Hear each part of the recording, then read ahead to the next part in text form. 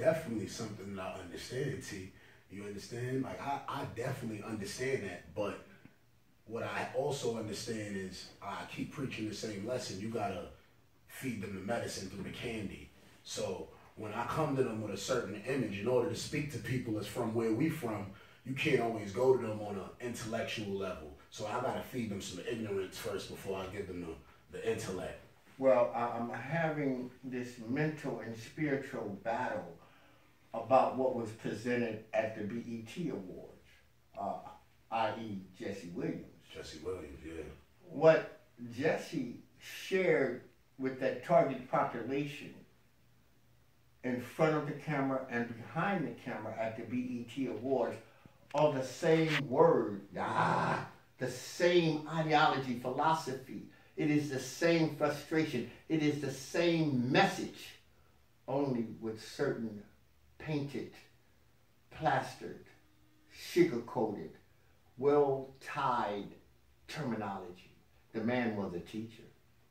And I won't get into his background, but it was the same thing. And as you just said, it was accepted with an ounce of sugar. Shit is still shit. Mm-hmm. But those that can't and will not accept where they come from, accepted what he said because,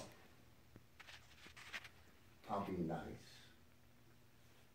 he's biracial. Mm-hmm. So that was accepted in that particular target population. However, where you and I come from, it fell on deaf ears. So I'm saying, in essence, the end game is that America has a double standard about what is acceptable and what is not acceptable. Stone. Here we go. If I explain, I'm going to paint this picture. Mm-hmm. Boys and girls, all ages, but not all ages, legal age. They've got a certain language, a certain dress, they got their own music. There's a lot of sex, a lot of drugs. There may be even, there is violence. They got their own dance. I mean, they are totally locked into this particular thing. And they show their dedication by pledging who and what they are. That there is an acceptance, a courting, and a sort of interest for you to belong into this particular group. What did I just explain to you? Oh, one last hint. There is some branding. What did I just explain to you? You just explained basically that regardless of, because of Jesse Williams being biracial, the message was received slightly more because of him being biracial. But that Jesse Williams message was a motherfucking message, boy. I'm lost. I'm sorry. The hell out of me. I didn't watch the awards. I probably was on. That's TK. If y'all don't know. I know TK. You know, popped up a couple times. Who let him in there? That's pre-rolls in the world. Now what? So what happened? Because I don't watch TV. I didn't see it on. Well, speech, I know it's your show. If I may, permission to speak. What I described, TK, you're in the room. What did I just describe to Tax? What was it that I just described? And you were saying the fraternity, the different, the people, because I was on my thing. You were describing people getting together, low frequency. To me, it sounded like it could have been any kind of organization that we're dealing with right now, whether it's a gang, a fraternity, a corporation, anything like that. My God, you got it, and you did it prolifically. You said any type of organization, and the hint was the branding. See, whereas bangers will tattoo themselves, but fraternities, sororities will brand themselves. That is an acceptable gang in America. Mm-hmm. It is a controllable gang in America. And those that can't be controlled are deemed to be outlaws, are deemed to be savages, are deemed to be animals. But these are our sons and daughters. And I don't give a damn if you're black, white, Jew, Gentile, or Mexican. They will still brand you and kill you. Oh, America. America. Oh, America. I just want to acknowledge, I got Keni B out of St. Louis up in here too. Keni B is the historian, and just wanted to say thank you, sir, and I appreciate you being here. Thank you. And I want to say thank you to Taxstone for allowing us to come in and just, you know, spend some time with him and get basically caught up. The last time I seen Taxstone was when he was 14. And I'm going to say this. 32 or something now, right? Help to be. The Jungle Creed said the strong must feed on any prey at hand. I was branded a beast and I sat at the feast before I was a man. Tax was 14 and was literally on a security team in New York when I was invited there by the brothers in the streets. Had nothing to do with city officials, government money, or anything like that. We did this. We brought who we wanted to bring out there. We put this together. And when I say we, it has no approval by any establishment or anything like that. When we as a tribe, as a village from across this nation come together, there is nothing that we can't do when we put our minds to it. Now, if you want to multiply that by 10, if you want to multiply that by 100, if you want to multiply that by 1,000, you put an amazing mathematician together with a pure practitioner, and the world doesn't have a problem that those two cannot solve. This man was 14 years old and had the responsibility of literally guarding my life at 14. And that was, what, 14 years ago? Or even more? Yeah, about 16 maybe then. Okay, 16. Now, let me bring you up to date. We have a generation of children that it seems that nobody can communicate with, and they definitely cannot control. I am speaking of the babies of the 80s, the crack babies. So now they're in their 20s and they're starting to make decisions for the world right now. They're starting to make decisions for the world. And everybody is running. Nobody wants to know what to do. My question is, how can you be afraid of your own children?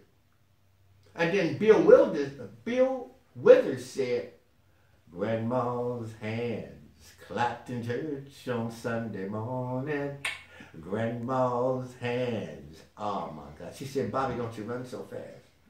Bobby, you might fall on a piece of glass and cut you there on your ass. That was Grandma's hands. Where are our grandmothers now? But more importantly, Tax, where are the grandfathers? Because it takes a man to stoop low enough to grab a boy by his hand and drag his ass, kicking and screaming, into manhood. Did I say anything about the rites of passage? Well, of course I did. We have gotten away from tradition. We don't know when we are men. We don't know when we are women. For I think, and I may be wrong, but a woman that comes of age, and even before she comes of age, maybe when she becomes of puberty, she thinks that her rites of passage is stripping, dipping, tripping, turning tricks. Nah, because it'd be about the men. It'd be about, no, it's not about the money. Because money is only a piece of paper. Real money is in precious stones and diamonds. I'm sorry y'all didn't ask for that. But within that rites of passage, a male, not a boy, because he is 18, 21, 25, 35, 40, thinks, because America says that he is grown, that he is a man. He can knock you out with a right or a left or impregnate every female on the block. Still does not make him a man. So he lays down, but he will not stand up with any of the women that he impregnated. Henceforth, now we've got children without fathers and guidance. So now it emerges throughout the test of time, our OGs, our double OGs, our triple OGs. Well, there is a difference between an old person and an elder. An old person is just somebody that's in the damn way. Oh, man, wasn't I just saying that outside? I said, see, I can respect T.rodger as an OG because he taught us. A lot of the older dudes was just older. They never taught us anything. What was the phrase you called them? The old dudes? They just old heads. Yeah, old heads. Old heads. Head. You're not an OG. We can't respect you as that because you never taught us. They don't, and some of them only taught us negative shit. So when you become a grown man and you think about the people that was in your life that told you things and instilled certain things in you, you appreciate some and then you hate the others. And that's around the age that you start to appreciate your mother also, because you remember the things your mother told you that you would never listen to. Mm-hmm. So you start appreciating everybody that ever told you something positive or told you to go in the right direction. You got a list of those, and that's why I know certain people and I always hold them to a certain stature, you know what I mean, of respect, because it's like, yo, these people taught me and they tried to teach me when no one else was, you know what I mean? Would you say that's why our generation, your generation, label people like T.rodgers? Say that again, because they're not going to hear you on the mic. I want to know, do you feel that's why you give people like T.rodgers the triple OG brand? Yeah, definitely. He's, because he don't understand that, and he really don't like the triple OG. But I'm trying to give him an example of how we feel to him to relate, because I am one of them kids too. You know what I'm saying? From the different area of that, and that's how I don't call him triple OG, but that's how I feel, because it wasn't nobody teaching us. Nobody teaching us, and it was very few, and that's why I say he is only in a category by himself because he's still relevant.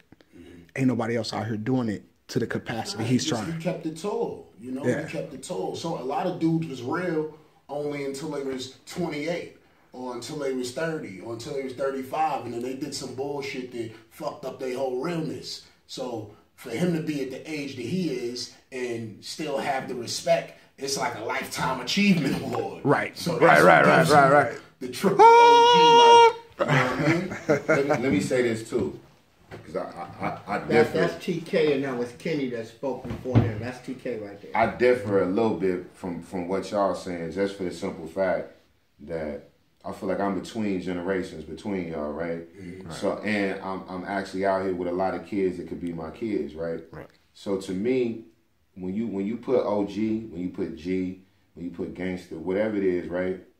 You dehumanize yourself.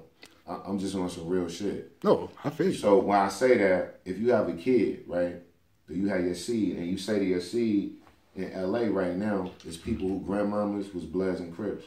Right. Depending on how old you are, people have babies at 15. So if you're 45 years old, your grandbaby 15 years old. Right. You feel me? Right. So if you're in New York, your grandma ain't no Blood and no Crip. Right. I know.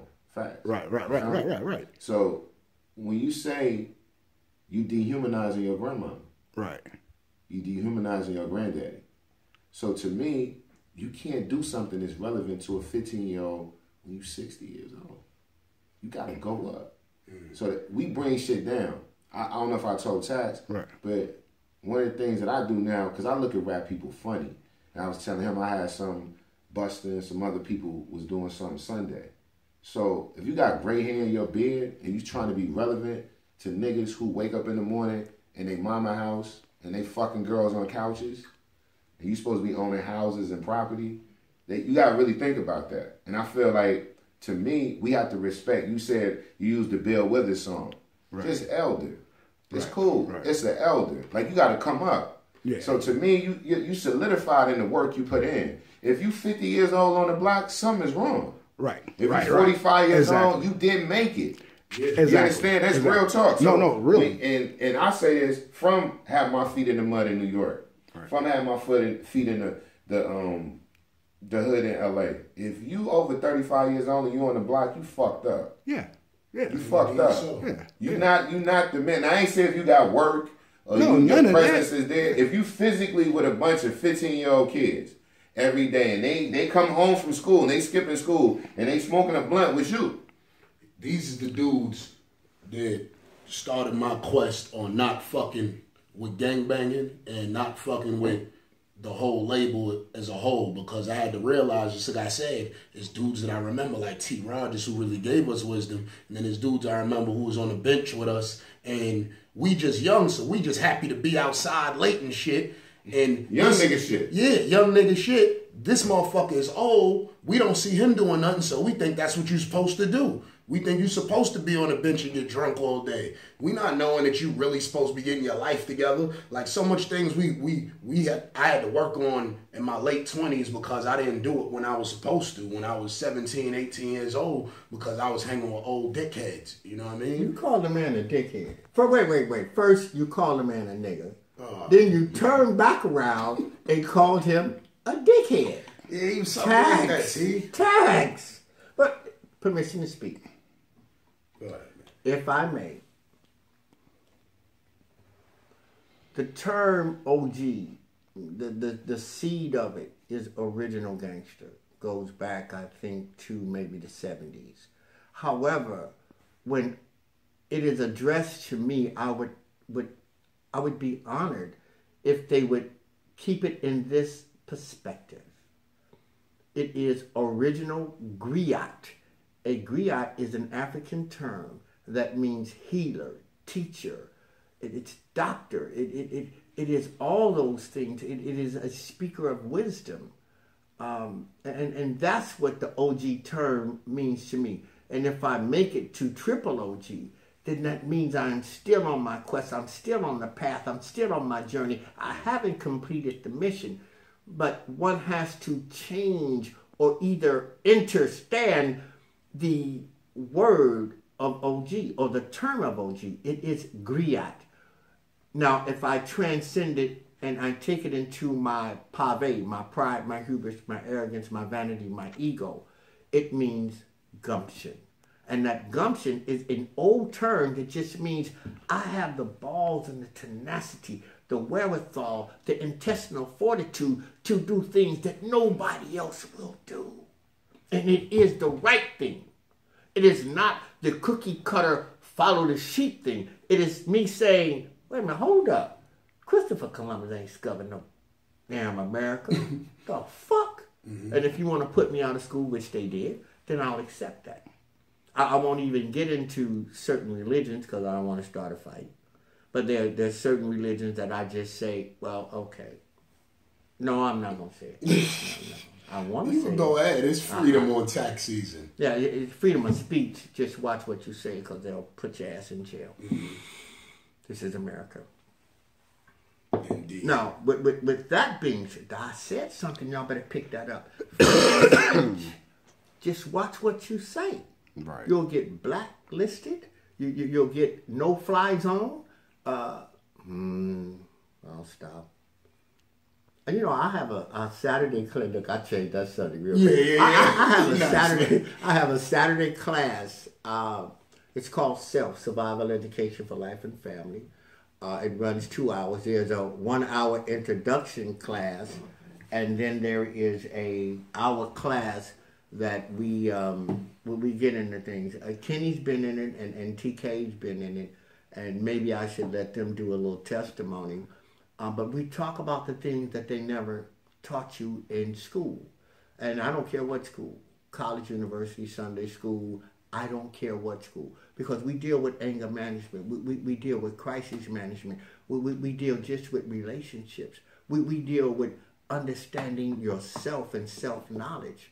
We deal with what is called soft skills and life skills classes. This is what we do. Whatever you are, by enrolling and attending this class only makes you a better person. That's not to say that if your ass is a criminal, it makes you a better criminal. What it does is it instills morals, values, ethics, principles. It makes you adhere to and stand up and keep your word. That's what this class does. And it's not only for guys, it's for women too. This is the place where we get into the fundamentals of the rites of passage. What do you do to class? It's online. That's the beauty of it. That is the beauty So of it. anybody good, Tim. You can write on your phone. You can even probably do it on your little Dick Tracy Rich watch that Keni has. Apple Watches, right? Yeah. What's the site? The actual site where you can enroll in the class is www.T.rodgersinc.com. That's TRODGERSINC.com. And I'll repeat it again later. That site will give you some information about some of the things that I'm doing, but it's where the PayPal button is, where you can actually $21 for 4 weeks of us listening to you. It's not so much as an instruction of us telling you what to do, but as a group, as a whole, we get to the it. We just go around and around and around and around until we get to the it of whatever the subject matter is. And that's the beauty of the particular class. T. Rodgers. Let's get into who was T. Rodgers at 15 years old? At 15? At 15. Well, I spell my name differently there. The transition, when I was even younger than 15, I was called T-Bird or Thunderbird. And there's a whole story behind that. And the progression, they dropped the bird off. A very, very, very old and dear friends will call me Bird because they know the T-Bird thing. And then for some reason, it got 2 letters. It got T-E-E. On my mission, on my journey, I found out that the T itself means to begin to piss off, to make angry. And I was wondering why I would always piss somebody off and make them angry, like you, Tax. yeah. Same mind, same soul, same energy. And then I was given just the T, period. And the T period is absolute and perfect. My last name is Rodgers. It's an English surname. Yes, I am a slave. I am a descendant from slaves. My great-grandmother was a Dahomey queen. I come from royalty. I am proud of my birth and well aware of my worth.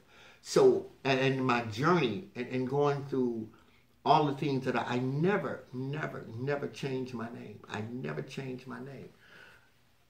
Rodgers is an English slave surname. It means famous warrior. When you put my name together, it is T. Rodgers, which means absolute and perfect famous warrior. I was born to do nothing but fight. I'm at a point in my life now where I will not beat you up physically, but I will beat your brains up. And I will hopefully show you how to be still so that your soul can heal you. This is the path that I'm on now, but please don't get that mistaken, because I will still knock you out with a right or a left, a spinning heel, a front snap kick, or a shoe toe. I don't know where the hell that came from. T. Rodgers will still kick your ass. That's what he was saying. I just slipped out. I needed that one. Oh man. So what exact age did you get involved with the Black P Stones? 12 years old. 12? No, as a matter of fact, it was 9. I have an older brother. We were playing in the backyard of Shakespeare Elementary School on the south side of Chicago. And it was adjacent to our building. Our building didn't really have a backyard, but it was fenced in. It was fenced off from the public playground of Shakespeare Elementary School. And when we could go outside, that was a blessing. And then if we could go into outdoor social center back then, into the playground, my God, that was heaven. And of course, Blackstone was in our neighborhood, and my older brother was introduced. And as a younger brother, I wanted to do what my oldest brother did, and it sort of followed suit. The brief story behind that, I was a Cub Scout, he was a Boy Scout. Back then, there was a campaign that said, "Don't join their gang, join our gang," which was the Cub Scouts, Boy Scouts. That's cool. They had little uniforms and shit. Shit. Yeah. I'm with that. And we had meetings at a Catholic church down the street, and come to find out that the scoutmaster was a pedophile. Oh shit! That's what I said in church. Oh shit! Keni, you have your hand raised. You'll recognize. I have a familiar story the same way. Same damn scoutmaster. That motherfucker did went all around the country. Same scoutmaster? No, I'm just, It probably is. hey, maybe, but that happened to me too. You know, See, like same scoutmaster. I was in the club scout and tried to touch on me. And like, hold up, man. I ain't like that player. You know what I'm saying? He gonna try to give me a little joint. We smoking a joint. He gonna try to rub my shoulder. Hold up, dog. I don't play like that, dog. And yeah, go ahead. Kenny's in St. Louis. I'm in Chicago, so it may be the same white man that went around trying to molest little boys. He came to Chicago and found out that the beasts of the East don't play that shit. Right. And when we found out that my brother and I found out that this boy we decided to join their gang, and in joining their gang, we've got more love, admiration, we got more teachings, we got more life knowledge, we got life experience. There were older brothers there that embraced us, as you talked about, Tax. And this is the foundation of me obtaining wisdom and then sharing it, and sharing it. And that's the foundation of which I was brought up on, going all the way back to not my roots, but to the seed and the essence of what I was about back then. And if you listen to this and replay it, it all ties in, it all comes together. And that was my my introduction to being who and what I am now. And then it just transcended from Chicago to out west, which is a whole nother story. Mm. And what happened when, like, the Stones got to the West Coast? How about those Lakers? I'm cool with that. It's not even about the Lakers no more. You know that, T. Well, look, I mean, Michael Cooper, Kobe was just coming into the league, and then I got disinterested. I mean, but Tax, my spiritual level, my cultural awakening will not allow me to watch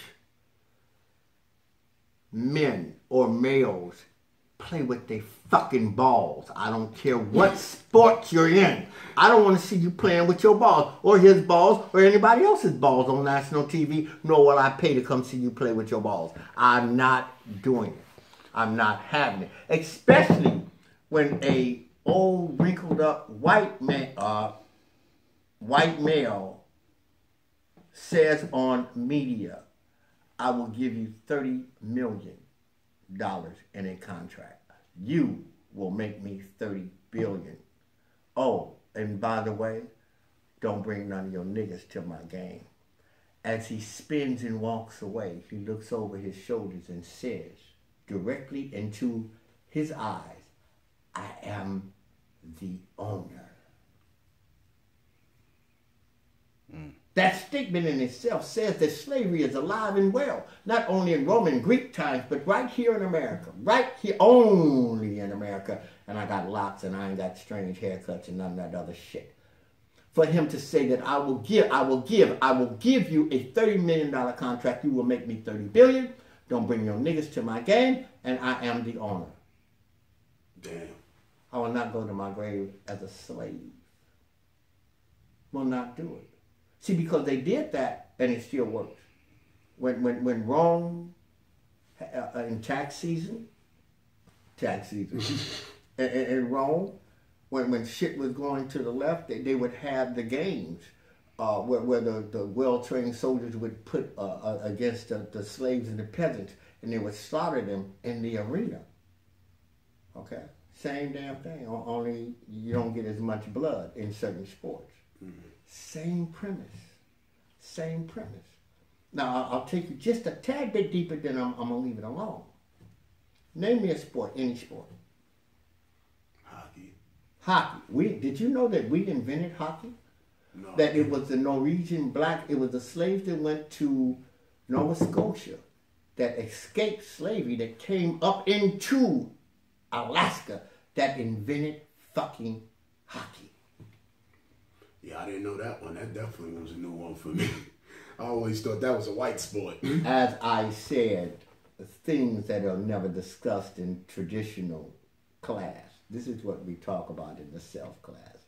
Survival education for life and family. Quick, name me another sport. Anybody. Basketball. Basketball. It is an orange round ball that is held in your hands that is slammed into a rim. Did anybody say rim job? Did anybody say that it has to go through the net, metaphorically speaking, up the birth canal? Okay, I'll do one more for you. Give me another one. Football. Football. Football. Goal.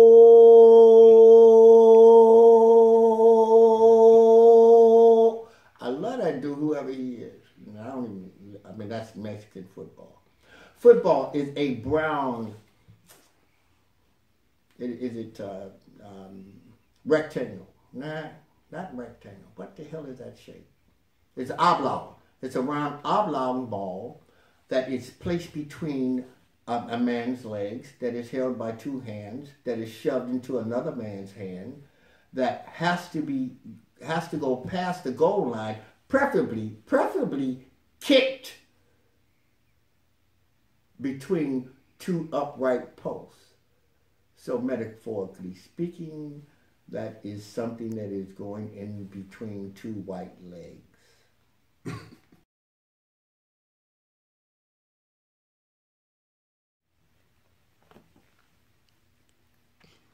Baseball. Baseball. Baseball. It is a long brown stick that hits a small white ball out of the park that can be held, grabbed, and caught by a brown glove. It even gets deeper than that because there is a dugout. What about pool? Oh, you want to talk about pool. Pool is a sport that is played on a table that has 6 pockets. The last ball that goes into the pool table is Black. the black ball. And if you knock that black ball, if you knock the white ball in before you knock the black ball in, you what? Game's over. Game over.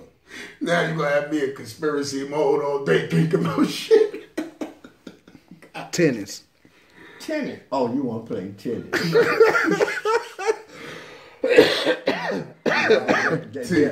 Yeah. Let's go into Oh, now you want to talk about them Lakers. Yo, T, let's go into using colors. Mm-hmm. That's like a monumental movie, you know, especially from Los Angeles perspective of the culture. Mm-hmm. How was that? How did you get into that movie, actually? Color is a very interesting question. Captured that from Jim Brown.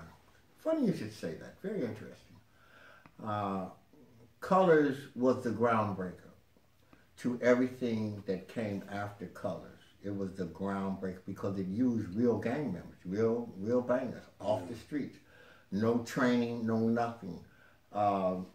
My hat's off to Dennis Hopper. Amazing, unbelievable actor. When I was on set with Sean Penn and Robert Duvall, Sean Penn made the hairs on my neck stand up. Just his presence that he commanded as an actor, not as anything else.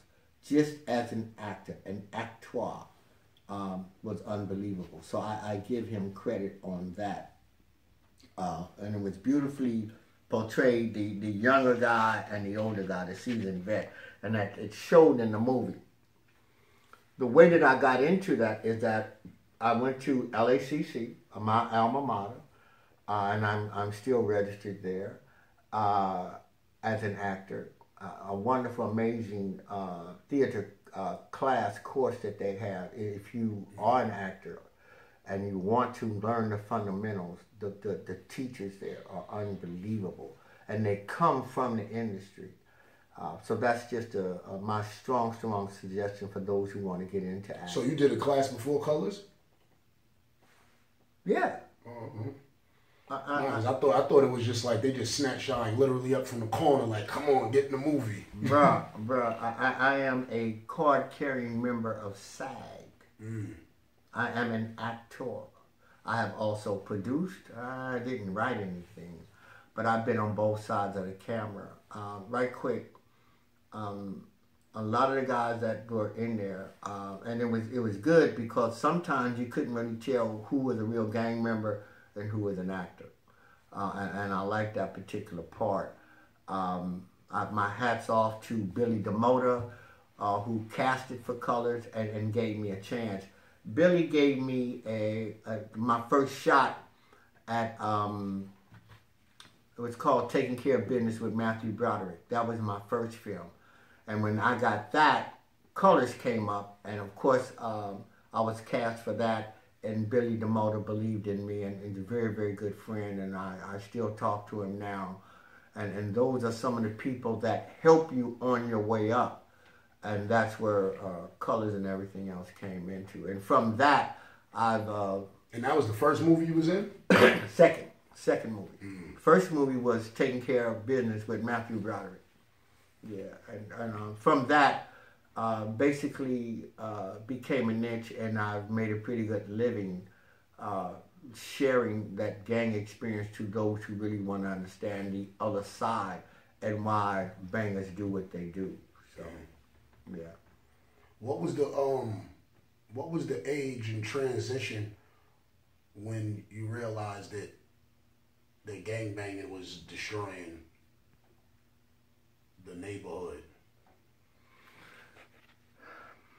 It's sort of a tricky question for me to ask. I have always been what I am. People are afraid of a man who acts wisely. They are afraid of a man who can think. I was 12 years old, and I had young adults looking for me. And as I went down that journey, it just went up and up and up and up until, FBI, CIA, I didn't say that, Tax, I didn't say that. But people are afraid of a man who acts wisely.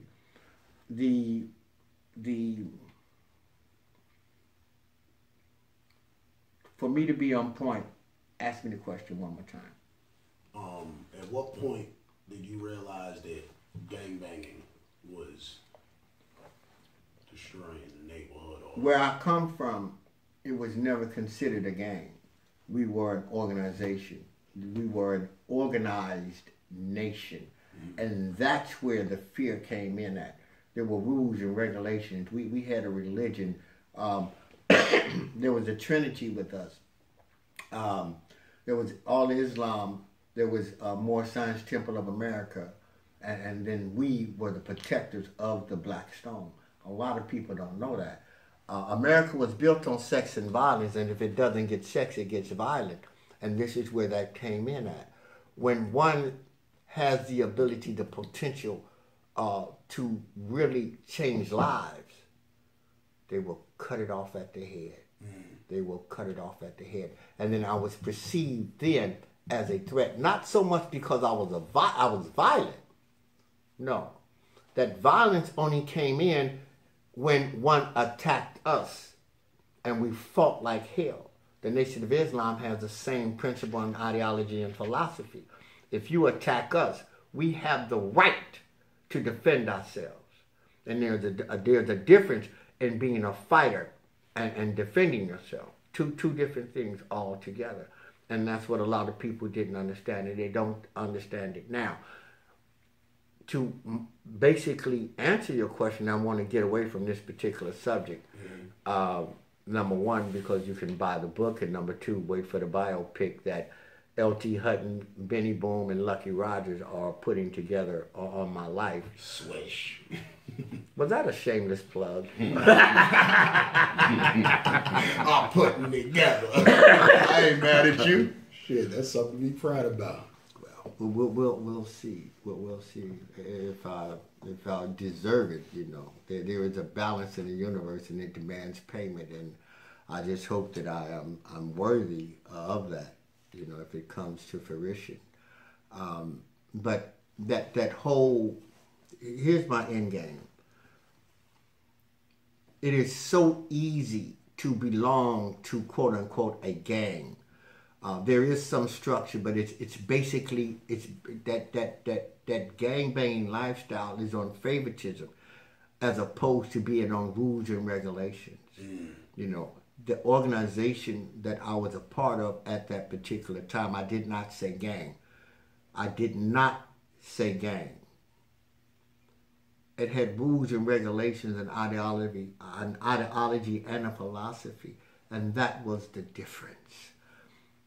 There's only three things out of T.rodger's mouth.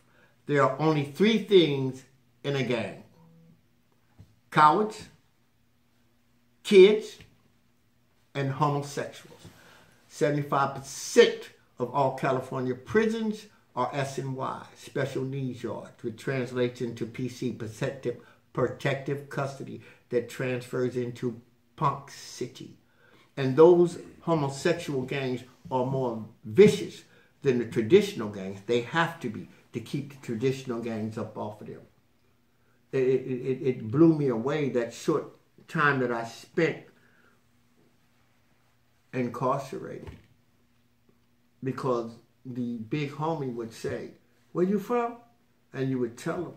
He said, "Man, I got you, man. Hey, little homie, don't even worry about it. Come on in here, sail with me. I'm going to get him up out of here, man. Sail with me, bunk with me, and I got you." And he really meant that. I mean, the screams that I heard at night, and I mean, a boy who thought he was a man would go into that thinking, well, he's scared as hell. They're scared. When the gates rack, and you hear that steel against steel, and it closes behind you in the middle of the night, you cry like a bitch. You cry like a bitch. And a lot of times your homies are not your homies, because your real homies live at home. They are your sons and daughters, your mothers, your sisters, your aunts. Those are your real homies. The word homie comes out of the South, out of the East, where in the Vietnam War they said home slice. That is my home slice. It is a slice of home. When they traveled the world and they fought in the Vietnam War, that is my home slice, that was shortened down into homie, that was shortened down into homeboy. So understand the root of the word. So then it's been bastardized now into homeboy. And it is your, I'm going to say this, it is your homeboy that will fuck your girl. She allowed it. Don't just blame the homie. She allowed it. But you were the one who made the conscious decision to do what you did, to leave your girl, to leave your baby, to leave your family. The balance in the universe demands payment. So those that are close around you are plotting, planning, thinking, wishing, dreaming to be in your shoes. He will fuck off your gun, smoke up your dope, spend your money, and fuck the shit out your bitch. That's your terms. That is the terms that are used now. And will abuse your children. Tear up your ride. I didn't say that, did I? Did I say that? Yeah, you said. But if I said it, it's possibly that it is true. Yeah. I've watched this deteriorate over the years. You know, there's no more honor among them. So be careful about who you call your homies. And there's this big thing about loyalty. How can one be loyal when they've never been loyal before? I mean, how can one call himself or herself a blood and then have children by sleeping with the enemy?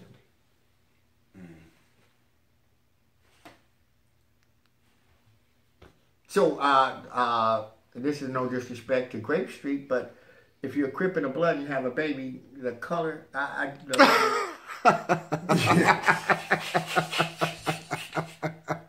mean, whose function do you go to? Right. And then the child has to make a decision. All for self-gratification and only for one night. You know, and that's what I want to cut you off right now. But you do it. But go ahead. The culture. This is like, all right.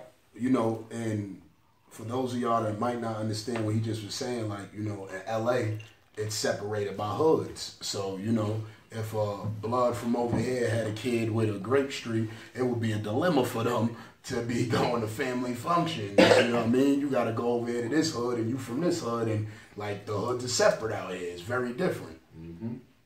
And that's the difference, like with New York. Like the gangbangers out there, it's not their hood. It's just a group. You know what I mean? Mm. So that's why I had to clarify that. And I'm glad you did, because I can't understand how one can hop sets or switch sets. Yeah. You don't do that. Yeah, that's the thing in New York City, because it's not from hoods. Like, you're not from that block, so it's like you could be like, oh, I ain't fucking with y'all no more. I'm going over here with them. And like in LA, you can't just be moving everywhere. Like, I'm gonna move to Grape Street, or I'm gonna move here. Like, so, but remember what I said: 3 things in gang: color, kids, and homosexual. So you get mad. You say, I ain't fucking with you. Mm-hmm. And there was a movie called, what is it, Blood In, Blood Out? Yeah. Huh? Mm-hmm. But then again, wasn't that whole back? We looked up to the East Coast because y'all was so cultural and spiritual. And then the sons and daughters of those who paved the way for the spirituality and culturality had switched over and become Crips, and get the fuck out of here. Yeah, I told niggas, man, once I hit grown man status and really thought about it, I was like, yo, we was never supposed to be gangbanging on the East Coast, like, whatsoever. But you know, it came from the oppression in prison. It came from the Latin kings being so deep, and not even just the Latin kings, it was the Latin people, period. And there was so many of them that they was oppressing the blacks in jail, that the blacks was looking for a way to band together. So I'm gonna say, God bodies was breaking up because they all was on crack. So once the drugs came into play, it broke up the nation. So that's what. No, absolutely. So and you laid something that has never been talked about God body. My question is, why did you say? Who did you say was oppressing people? The Latin kings. Latin kings. But now, you ride the 5. I'm tearing up the man's head. Yeah. Yeah, what you said? You claim the 5, and you have no idea what you're talking about. The Latin kings ride the 5. That's right. Stand by rolling. The 5 is love, peace, truth, freedom, and justice. Up under the 5. So there's something that is going on here to where the Latin kings would attack you, and you riding the 5. Oh, now it's not like that. But you know what it was too, just to speak on that too, because that's my background. See, so tax in his 30s. So what happened you talking about 20 years ago. So what happened was, I ain't that old. No. I'm just saying when you talk about the guys and what happened, because that's a lot of my people. What happened was that at that time, a lot of movements had died out. So the Spanish people, it was because the Latin kings, I felt at that time they were solidified, kind of like out here how the Mexicans got their demo. That their demonstration was, and the reason why this happened really was over the jack, over the phone, over one thing, rec room, everything, because they were together. Mm-hmm. So what would happen is if you was a guy and you went in, the older guys are smoking crack and weed. Just like out here, if you go to jail, you from a hood, and you with a bunch of people that's 40 and 50 years old, then most of them are on drugs. They're not going to fight. They don't have the physical or the mental discipline to fight. So the guys that was with the so-called business, they all became blood in order to motivate move. So it's crazy because everything out here started on this side, free world, and everything on that side started in the jail. And whether you was at the Beacon, where you was at, Rikers Island, wherever you was at, the Spanish people with the numbers. Mm-hmm. And I felt like it was a revenge pattern. Because once again, out here, just for me coming to LA for so many years, victimization, people victimize other people. And then the victims do it themselves. Yeah. So after from your era, from the 60s and 70s, brothers becoming together as the population and demographic, there was a time Bloods and Crips was giving it to somebody that's 40 and under. They can't believe that Bloods and Crips was stronger than Mexicans out here in the penal system. Mm-hmm. That's unbelievable.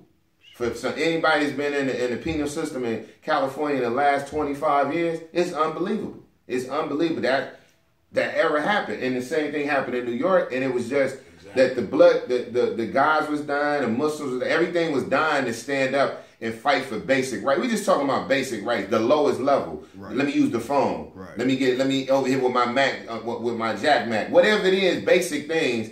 We didn't have enough numbers of people to come together, and that's something T you should speak on. You speak on too, because when you get to the ideology at the beginning of it, it's confusion. Yeah. Because it was told it came from out here under sanctions, which it didn't. It's not a high science to what you're trying to make. It's there's no science, because if you do break the science down, everything is incorrect. Right. If you break it from a science of life standpoint, everything is incorrect. So just go to basic human rights. As individuals, humans, we gonna get together. If we in here right now, somebody come through this door, we all fighting. We might hate each other, but we all fighting to stop what's coming in here against us. That's just your human instinct, and that primal instinct brought the Bloods together out there. Because I was out here when it happened and was disappointed in people that I looked at that time as far as knowledge and enlightenment. But when you talking about, none of that shit matters.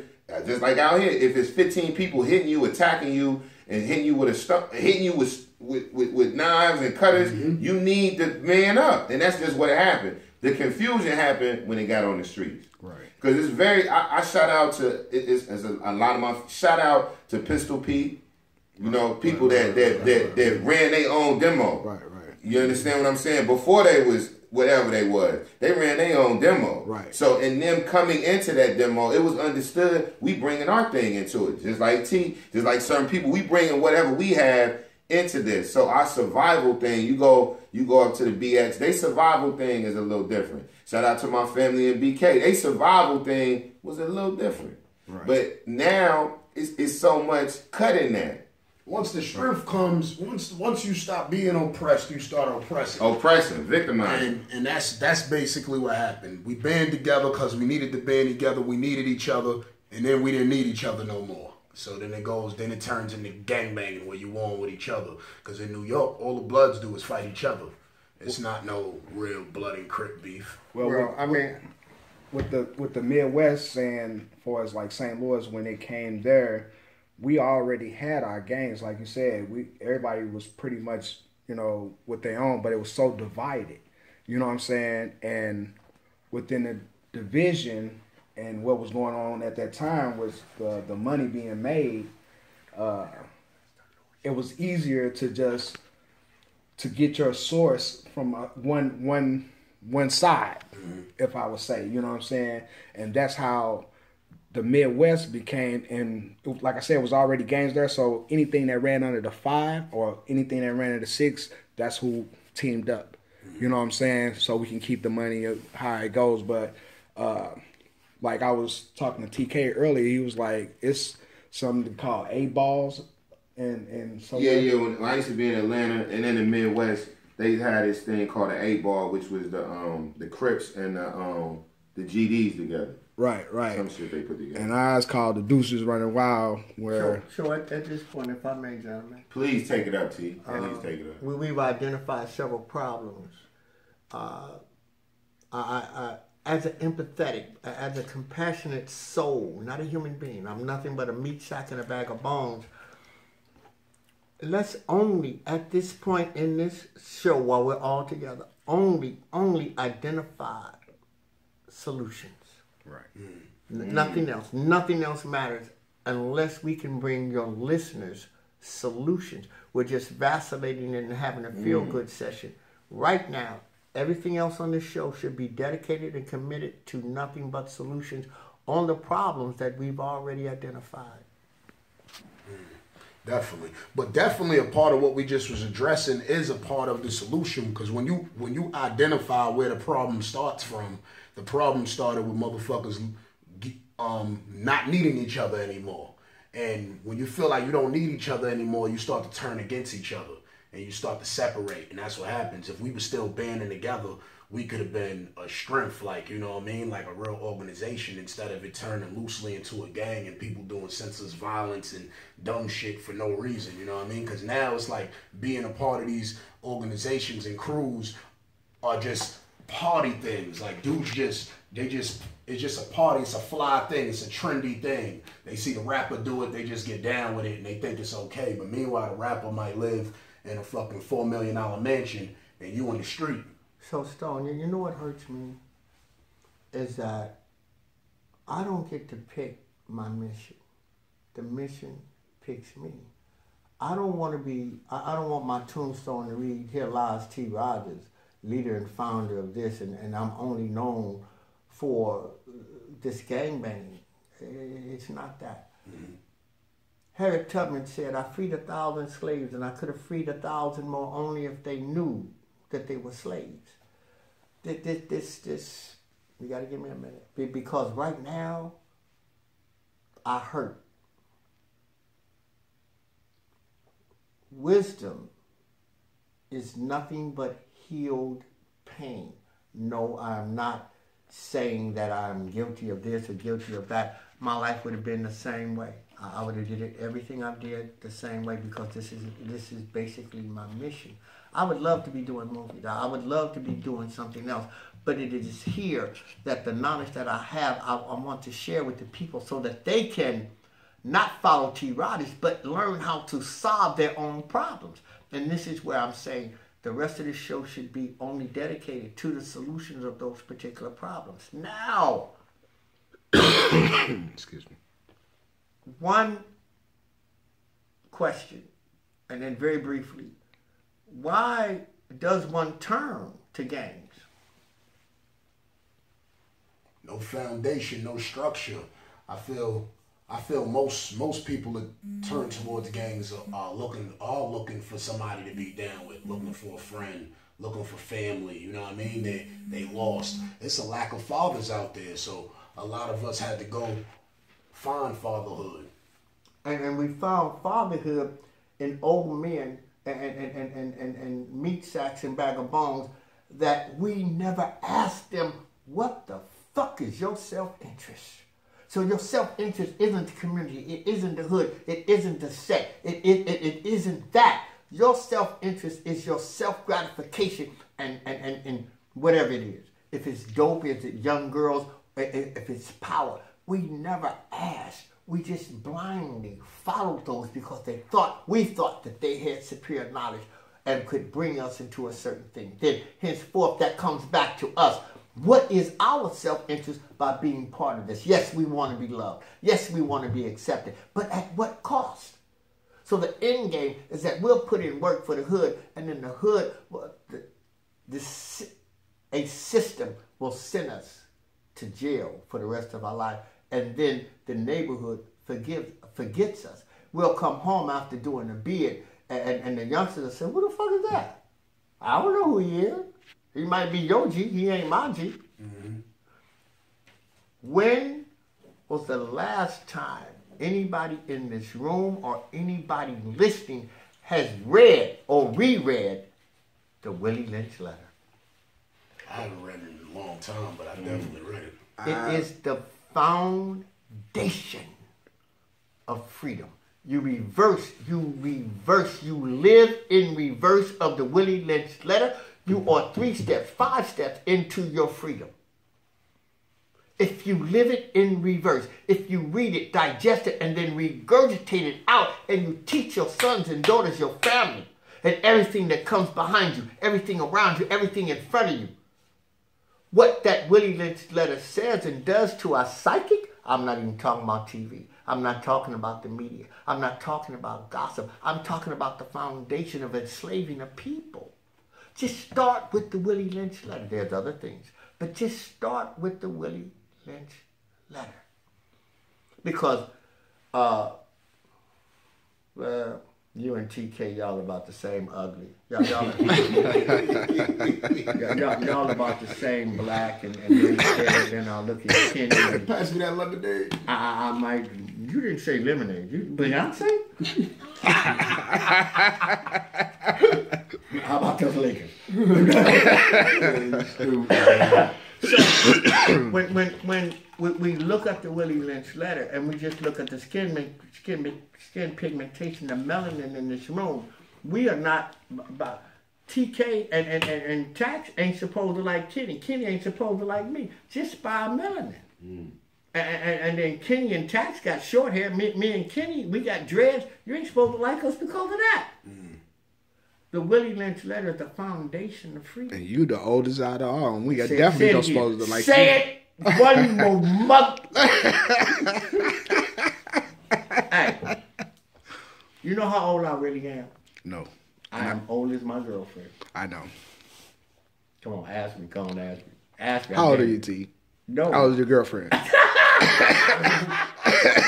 I'm not going to do that because every woman in America would get mad at me if I said that. I don't have a girlfriend. Now he don't have a girlfriend. Now we don't got a girl. Me don't got no girl now, you know, man. Me don't want no woman. It deters me from my mission. I'm on a mission right now. Me don't have no girlfriend. Me don't have no goat. Me don't have nothing, man. I just got the love for my work. I am dedicated, man. I got 13 jobs. Legend. 13 jobs. T.rodgers. Tax season, man. Happy to have you. TK. Yes, sir. What's your Keni name? B. Keni B. Happy to have y'all today. T.rodgers, give us a closing out, man. Well, what I'd like to do, Tax, and thank you for that. I appreciate that. What I'd like to do, because we didn't get into solutions, please contact Tax with any questions that you would like, and I would love you to have me back so that I could answer those questions, to give answers, solutions, and references to your listening audience. I mean, I feel that is really my calling. I want to give solutions, and also you can contact me via Facebook, Instagram, Twitter, T.rodgers PhD on Facebook, Famous Warrior. I think it's Famous Warrior 1 on Instagram, and it's T.rodgers INC Twitter. I don't know. But you can contact me, and I'd love for you to have me back so that we could get into nothing. I mean, just dedicate the whole show on nothing but solutions. That's what I would like to do. Yeah, let's do that. And in closing out, I want to say this, and I didn't say it during the show. Because you are 18, 21, 25, 40, it doesn't make you a man or a woman. You know, legally it does, but morally, spiritually, and culturally it doesn't. It is only through life experience that you mature. One more time. It is only through life experience that you mature. And every parent out there should look into the rites of passage and take your child through that rites of passage so that they know when they are men and women. And stop letting your enemy teach your children. Stop letting the enemy teach your children. There is medicine in food. So if we get away from Oxycontin, if we get away from the pharmaceuticals, because all you want to do is just feel good, it's instant gratification. I guess this is Dr. T.rodgers. I mean, exercise and diet.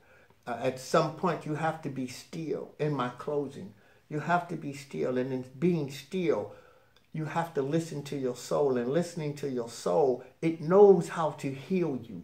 It knows your plan. It knows what to do. But how many of us who think that we are superheroes know how to be still? Drop that jewel and don't pawn it. T.rodgers, thank you. Thank you, sir. Thank Still you striving to overcome negative energy. Y'all have a great week. Be safe, though. I gotta piss like a mother. Oh, that's why you. I had to piss so bad.